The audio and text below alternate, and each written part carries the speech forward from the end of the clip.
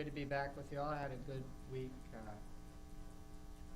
Got to fill in for each up at Restoration and visit some of the brothers there. That was a really good experience. It should be.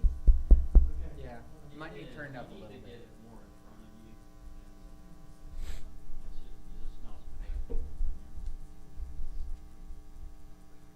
How's that? Is that any better? Better. All right. Anyway, today we're going to be in 2 Chronicles 35. We're coming up the way that we had this planned out as of right now is next week should be our last lesson out of Chronicles, and then we're hoping to start a new series on the parables of Jesus. So that'll be exciting. I think we got at least 20 something parables that we're going to look at. So been kind of keeping with the New Testament, Old Testament, New Testament, going back and forth there. But today, what we're looking at is Judah's last revival, because we're coming to the end of Chronicles, means we're coming to the end of the southern kingdom.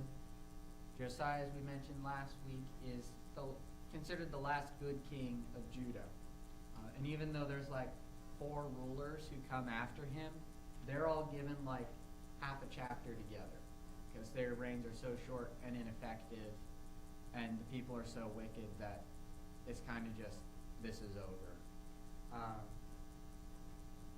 But under Josiah, what we saw last week with the word of God coming to Huldah the prophetess is that God is, because of Josiah's faithfulness and because of his dedication in restoring the temple and restoring proper worship in Israel, or in Judah, God's going to give them a little bit more time. He's like, because of what Manasseh did, yes, the kingdom is going to fall as a punishment. It is going to be put into exile, but it's not going to happen in your time because of your faithfulness.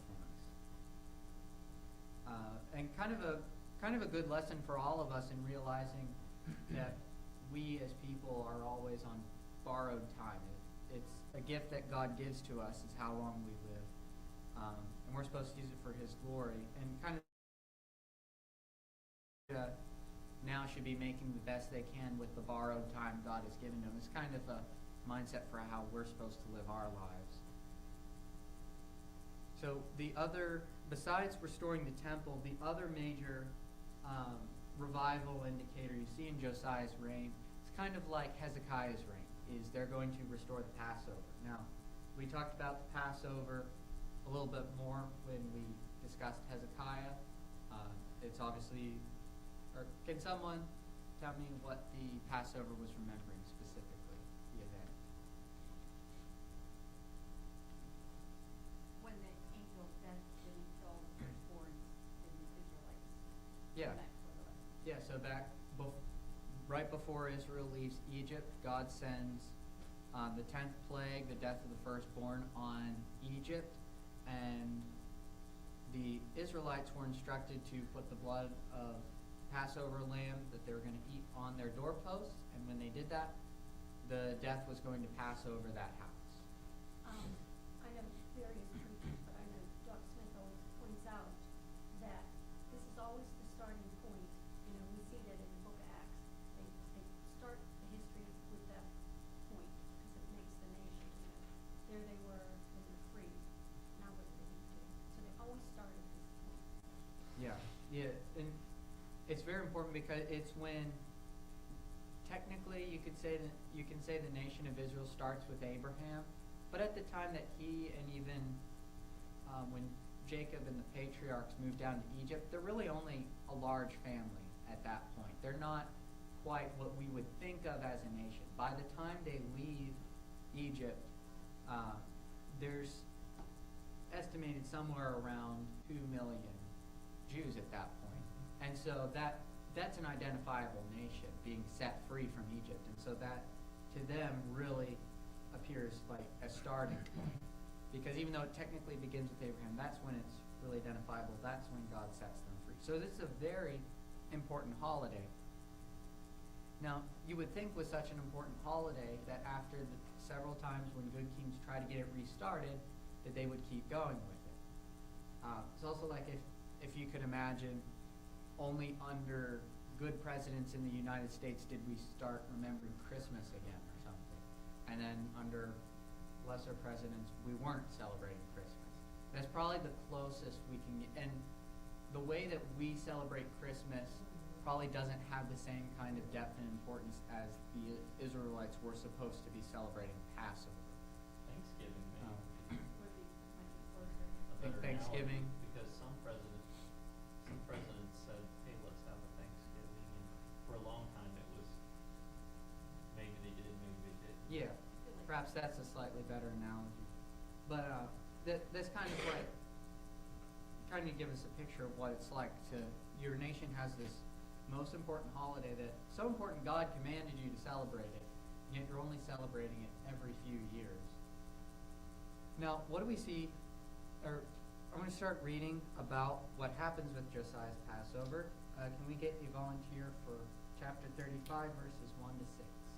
All right, Jim. You say 1 to 6? 1 through 6, yes. Josiah kept a Passover to the Lord in Jerusalem, and they slaughtered the Passover lamb on the 14th day of the month. He appointed the priests to their offices and encouraged them in the service of the house of the Lord. And he said to the Levites, who taught all Israel and who were holy to the Lord, that the holy ark in the house that Solomon, the son of David, king of Israel, built, you need not carry it on your shoulders. Now serve the Lord your God and his people, Israel. Prepare yourselves according to your fathers' houses by your divisions, as prescribed in the writing of King David of Israel and the document of Solomon his son. And stand in the holy place according to the groupings of the fathers' houses of your brothers, the lay people, and according to the division of the Levites by the fathers' household. And to slaughter the Passover lamb and to consecrate yourselves, prepare for your brothers to do according to the word of the Lord by Moses. Thank you. So what we see about Josiah's Passover that is noticeably different from Hezekiah's. If you all remember, Hezekiah, because of the timing and them wanting to hold the Passover in the first year while they had momentum for their revival, they had to do it on the backup day because they had already missed the first day. Well, Josiah, in this case, they're able to hold it on the proper day, the day that it's supposed to be held on. And he's also, we see, sending the priest to the right office personally, something that was also a little bit different from Hezekiah's is when all the Israelites that are left over from Israel after the Syrians take it away, they come down, and not all of them are celebrating it quite properly, but Hezekiah prays to God and is like, hey, their spirit's in it this time, cut us some grace this time. God's like, all right, I'm going to cut you guys some grace this time. What we see with Josiah's, what's different is they're doing everything, and he's exhorting the priests to prepare everything according to the word of the Lord by Moses. They're not only, it's one of the cool things to see in this account, they're not just following the spirit of the law, they're also following the letter of the law at the same time. They're getting both things that you're supposed to have when following God's law. Now in verse 3, there's this really interesting passage. We're not told why the ark is out of the Holy of Holies, but Josiah tells the Levites to put the Ark of the Covenant back to where it's supposed to go. Now that kind of strikes you as odd. You're like, we haven't been told anything about the Ark being removed, and there really isn't any record in Chronicles or Kings about it being moved. The only other time we're told that it's taken out is when Hophni and Phinehas try to take it into battle, because they're treating the Ark as actually God, and they're kind of making an idol out of it. They take it into battle, and it gets lost to the Philistines, and it's decades before it gets returned. Well, here, there had been some Levites that had been needing to protect it and keep it safe. I think that's what's indicated by him referring to they don't have to carry it around anymore, put it back, because only priests were supposed to be carrying it on the rods that went through the ark. So what this does is it frees up a few more Levites to do their job, first of all. Some of them were having to keep watch over the ark when it wasn't in the Holy of Holies as it was supposed to be. Some of the better theories as to perhaps why it got removed is that when either Manasseh or Ammon are doing all kinds of things to the temple and desecrating it, some think that they may have removed it to keep the ark safe from all the idols being put up throughout the temple. But that's really the only guess we have as to why it was out. And just another good lesson is when things get put out of God's design, because God designed that the ark was supposed to stay in the Holy of Holies. That's where it's supposed to stay year-round. When we go against the design sometimes, it means other people have to pick up the slack somewhere else. And we had at least 4, and there were probably more Levites on rotation. If they're having to keep watch over this thing and keep guard over this thing, there would have been more than that, having to take regular watches over it. It just when we go against God's design, it throws everything out of sync, and suddenly to keep things at least operating, people are having to put in far more effort than they actually need to. Now, the next thing we see with this Passover celebration is how the leadership of Judah is setting the example, which is exactly what you want to see. I'll read verses 7 to 9. It says, Josiah contributed to the lay people, to all who were present, flocks of lambs and young goats for all the Passover offerings, numbering 30,000, plus 3,000 bulls. These were from the king's possessions. His officers also contributed a freewill offering to the people. The priests and the Levites, Hilkiah and Zechariah and Jehiel, the officials of the house of God, gave to the priests for the Passover offerings 2,600 from the flocks and 300 bulls. Conaniah also, and Shemaiah and Nathaniel, his brothers, and Hashabiah and Jeliel and Jozabad, the officers of the Levites, contributed to the Levites for the Passover offerings 5,000 from the flocks and 500 bulls. So a lot of names there. But what I want to focus on is how the king and the leaders are setting an example. They're taking from their own possessions all of these sheep and goats and oxen to be sacrificed at this time, so that people can eat, for one. We saw that back with Hezekiah. Some of the Passover offerings, the main Passover offering had to be a lamb, and people would eat that for the Passover meal as well. And so you obviously have to use a lot of lambs for that. And then for us,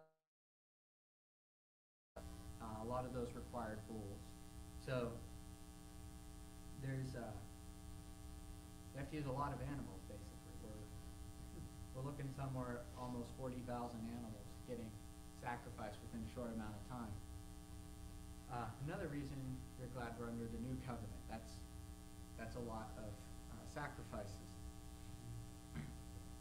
Now, one question I think sometimes comes up here is it showy or prideful for the king and the leaders to be making such large donations at this time? That all depends on the attitude and the heart. Yeah. I also think the last 2 kings have really made the regular people poor. Sorry? I think the last 2 kings have, Made the people poor. poor, and so they need this help. Yeah. Yeah, certainly. I think what Dad hit on is exactly right. It mainly depends on the content of their hearts. If they're doing it in order to be seen by men, then yes, that would be prideful. However, the same action, if they're doing it to set an example, it's exactly the kind of thing you want a leader to be doing. I think there's actually a sense in which you should be able to see the leaders within a group doing good things for other people, because when the leaders are showing that they're invested in it and they're offering whatever help it is to other people, that indicates to the followers kind of how they're supposed to be doing it. And they also see that the leadership's genuine. They see that they're putting their money where their mouth is. So if it's not being done in order to show off to people, then I think what we can term it as is that they're setting the example that others need to follow. Now, I was gonna say, in the coming verses, it almost sounds like they're providing the lands for the people. Like maybe the people didn't have any, or, I don't know, Yeah, it like almost verse- sounds like the people verse are 7. eating these ones. Verse 7, Josiah contributed to the lay people. yeah, who are all who are present. So everyone who comes, they're having to give each family one of these lambs in order to offer for the Passover feast. So I think that does kind of go with what you said, Kind of that makes it people are like probably a parable for where that. the king gave, and it was a tradition, gave garments for the people to come in and celebrate with him at the wedding. And he expected them to, just Yeah, pour that. expect them to put them on, Yeah. but he provided for them. Yep, that does kind of remind you of that parable. And usually the people would bring their own lambs, but here it's being provided for them. Maybe that's even a picture of God. Yeah, kind of like God providing the ram for Abraham and Isaac back in Genesis. And it does make you wonder, because the Proverbs do talk a lot about how under an evil ruler, how much the nation suffers. And going with what you said about, it's quite possible at this point, the people are just born tapped out because they've been under such bad leadership, and Judah's been losing tons of land to its surrounding opponents. And in those days, land is everything. That's your ability to farm. That's your ability to feed your people. If you don't have land, you're destitute. And so it may be that a lot of people just have to rely on the king at this point in order to be able to make their sacrifice. Now, what we see in the following verses is that, and I'm not going to go through reading all of this here, except for, can we get a volunteer for verses 17 to 19? All right, Dad? And the people of Israel who were present kept the Passover at that time, and the feast of unleavened bread 7 days. No Passover like it has been kept in Israel since the days of Samuel the prophet. None of the kings of Israel had kept such a Passover as was kept by Josiah and the priests and the Levites, and all Judah and Israel who were present from the inhabitants of Jerusalem. In the 18th year of the reign of Josiah, this Passover was kept. Thank you. So, most of these verses are talking about just what they're doing, how they're roasting the animals according to the law. But we see here that there hadn't been a Passover like this in Israel since the time of Samuel. This is the first time since the end of the Judges, like 400 years ago, that they were not only meeting the spirit of the law in the Passover, but they're also following the letter of the law. The only other Passover kind of but even that we know wasn't on the correct day, and they had to make certain allowances because of the rush time frame and the ignorance of the people. So this is really the greatest celebration of the Passover that they've had in 400 years, and that they're going to have for a very long time. So with that, we then move on to the second half of this chapter, which is kind of the sad part, and it's really not going to be until the very end of the book that we have any more happy stuff, because this is what I titled just a fatal, stupid mistake, because there's really nothing else you can say about it. And that's Josiah's ill-fated attack against Necho, king of Egypt. So for this, could we get a volunteer for verses 20 to 25? All right, Jania? After all this that Josiah had prepared for the temple, King Necho of Egypt marched up and to fight at Carchemish. But the Euphrates, and Josiah went out to confront him. But Necho sent messengers to him, saying, "What is the issue between you and me, king of Judah? I have not come against you today, but I am fighting another dynasty. God told me to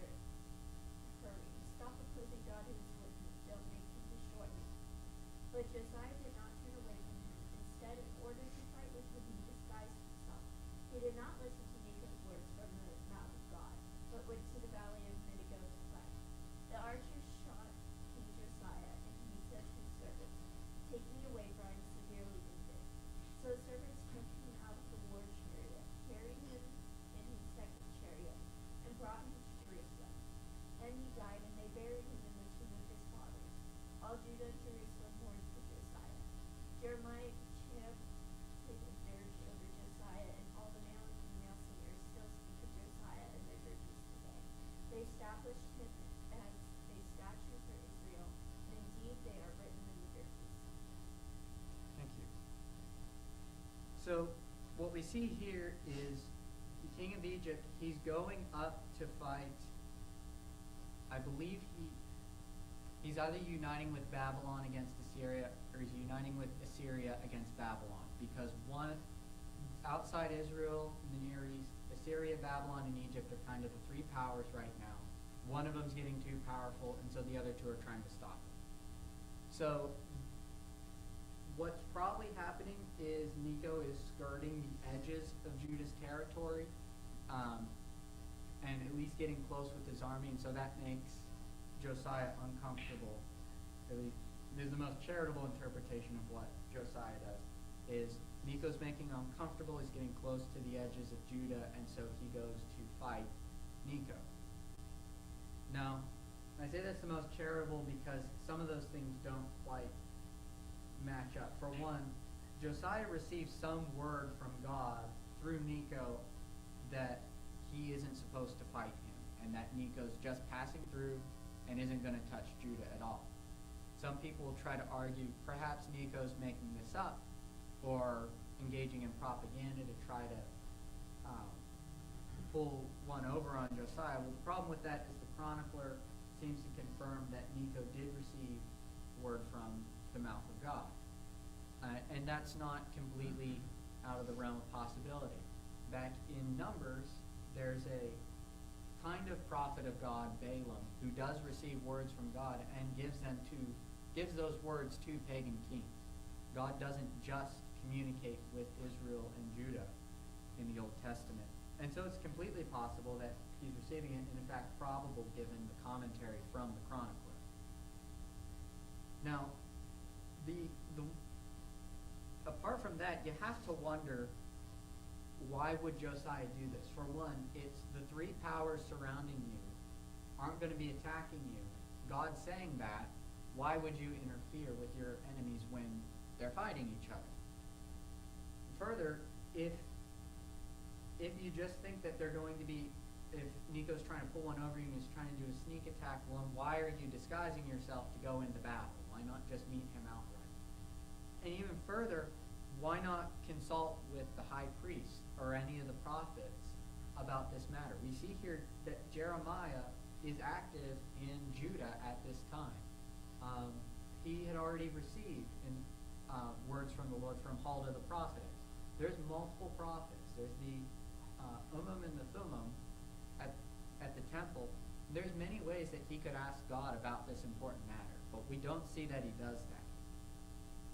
Now, a question I have here, we see that Josiah disguises himself.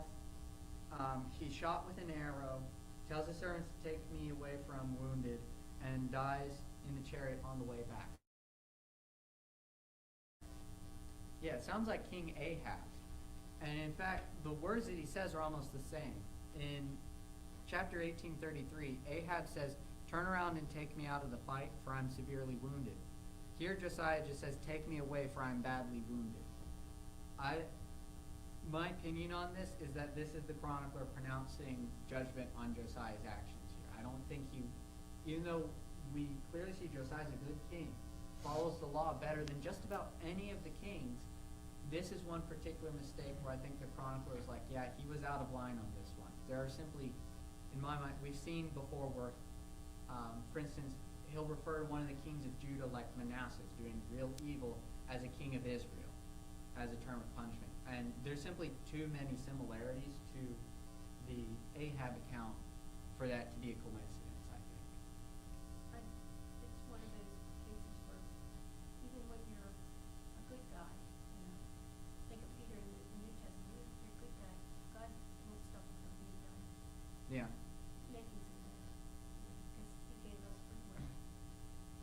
Yeah, sometimes we have the opportunity to learn from the bad mistake. Sometimes it's simply too big of a mistake, and that the lesson can be there for other people.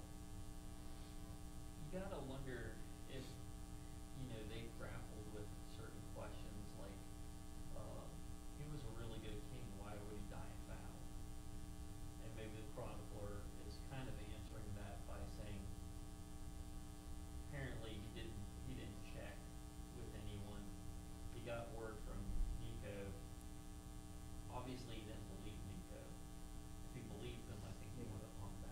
say I would blame him for being distrustful of the king of Egypt, but the question still remains, why wouldn't you ask one of the priests or one of the prophets? Yeah, you just checked with Huldah earlier. She's presumably still around. Jeremiah laments him. Mm-hmm. Yeah, it just doesn't seem like you did due diligence. Yeah. Well, I know that I've learned from people that have doctors in history, from outside history, nobody seems to know what Josiah did. You know, everybody's in the same thing, like, I'm going to die.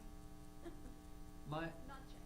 One other possibility, because of the way that history is going to play out, in that Babylon is supposed to come in at the right time and take Judah, I almost wonder if this is just the necessary advancement of Judah's punishment.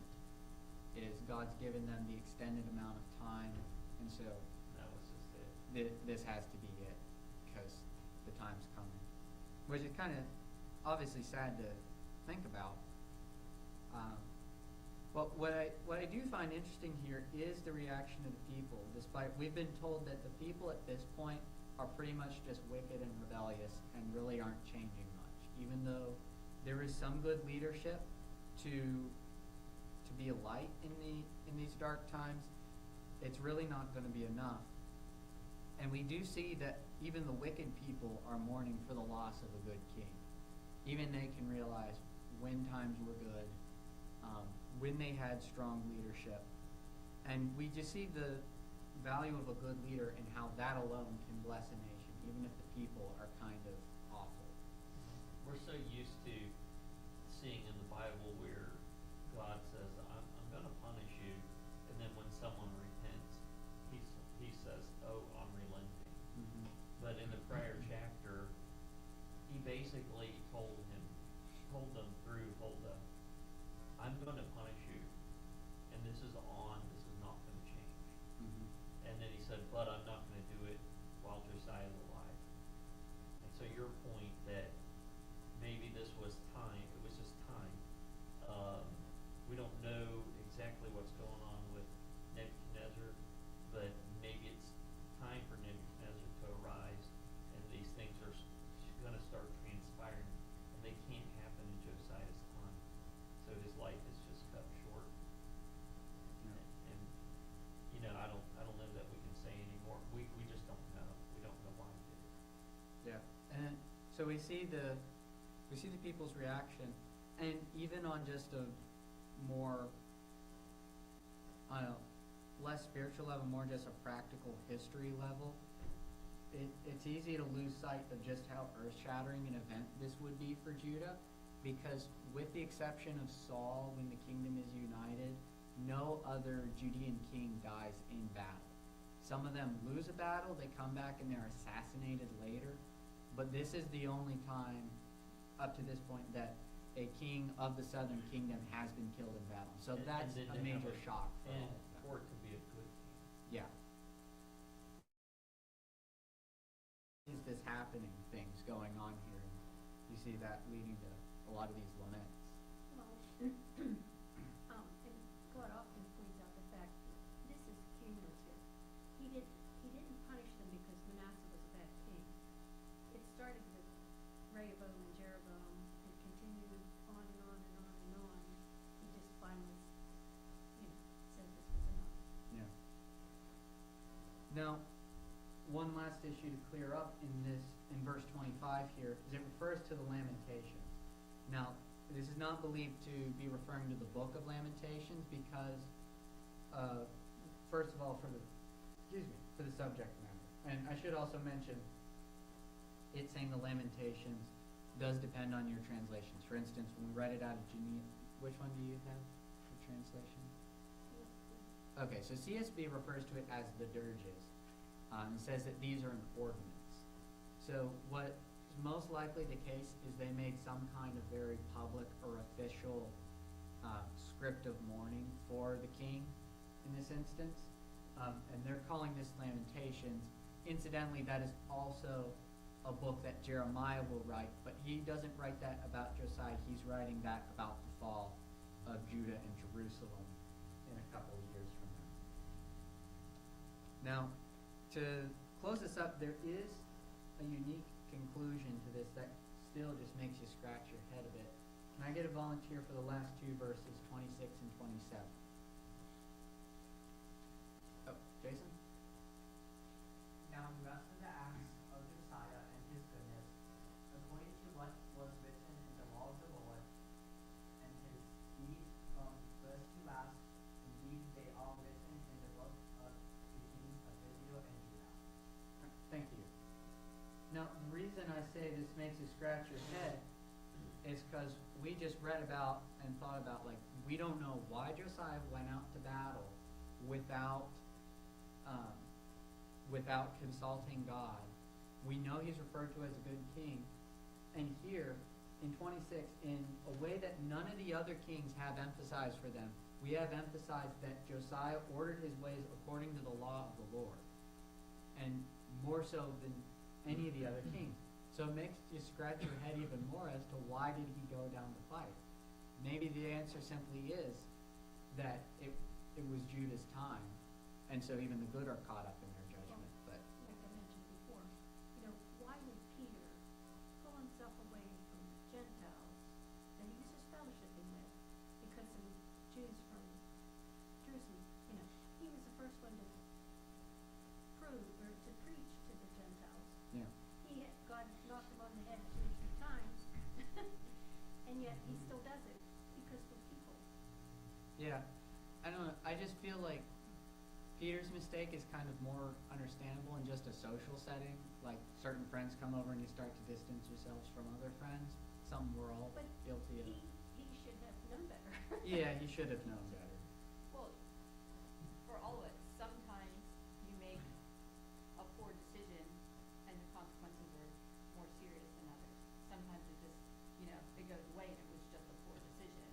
But then sometimes there's actual serious consequences. Yeah. So I think ultimately when we evaluate Josiah, he is someone to model our lives after, with the asterisk of, in certain big decisions, make sure you seek advice, whether it's in prayer, whether it's from the Bible, whether it's from wiser Christians. With the exception of that, just about everything else he does is a perfect example for us. I mean, it's easy to gloss over and miss the difficulty of upholding both the spirit and the letter of the law of God at the same time. That's something that we see a lot of people struggle with. And I'll add one other thing onto that. It's even more difficult, I think, for Jews in the Old Testament to do than Christians today, because we have the gift of the Holy Spirit inside us that regenerates us. It makes it, I think, easier to follow God's law over the long term. They didn't have that gift at this time. So I think what Josiah does in his personal life and a lot of his public life is really a remarkable accomplishment worth modeling. Because think about how great would it be for you to be known that you did your good deeds according to what's written in the law of God. That's what Josiah is known for. That's what the chronicler says he's remembered for by the people. And that I think is very remarkable. So to close up, a couple quick lessons that I wanted to review from this. First of all, when we're following as best we can to pursue both the letter and the spirit of the law. We're supposed to have both there together. When we look in some cases like Hezekiah, they're upholding the spirit of the law, but it's not an ideal situation because they're having to make certain allowances for people's ignorance. When we have the full law of God, the full revelation of God in front of us in very easy and readable form, we're going to be held to a higher standard than Israelites who are coming to celebrate the Passover for the first time in their lives and haven't ever read the law.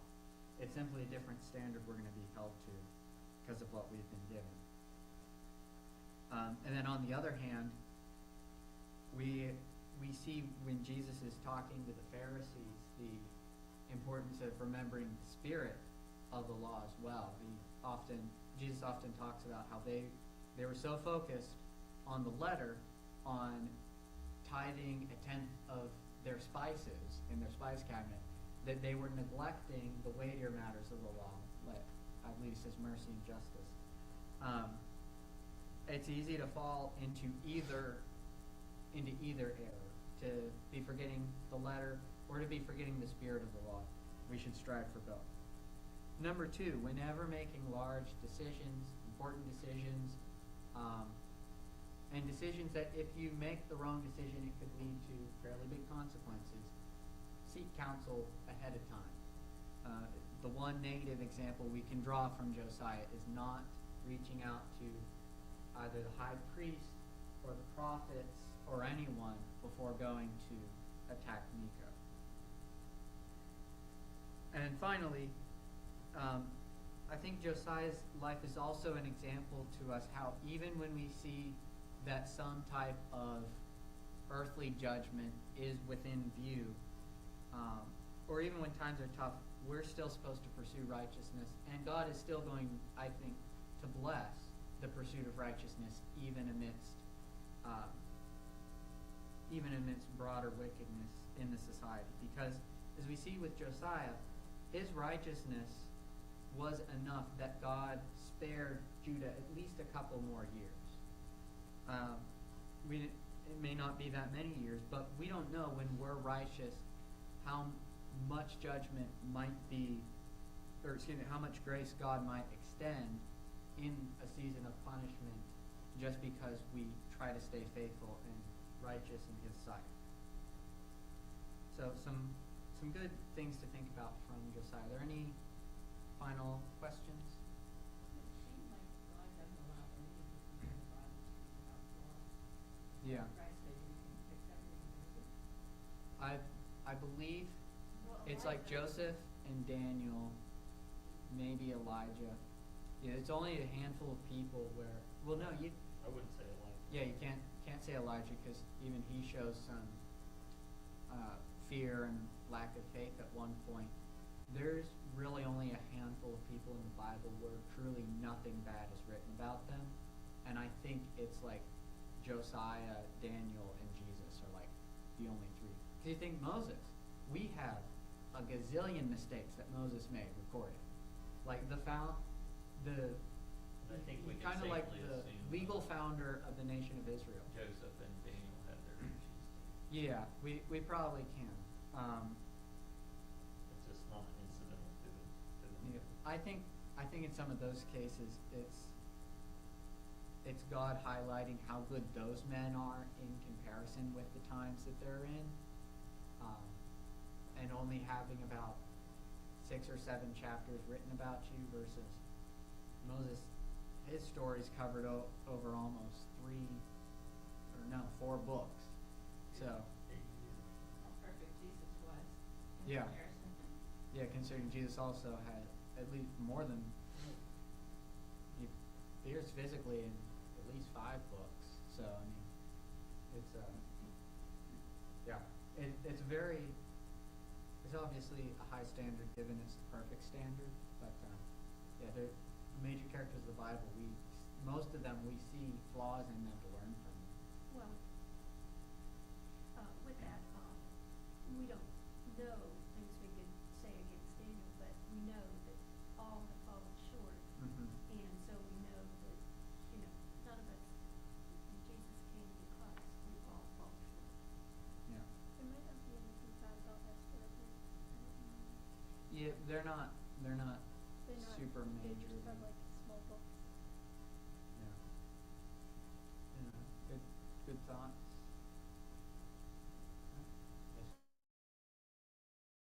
Father in heaven, we're grateful for the day that you blessed us with to come learn from your word. Help us to be people like Josiah who seek to follow the spirit and the letter of your law, and who are known for their faithfulness to you. That help us to be wise as well, to seek counsel at the proper time.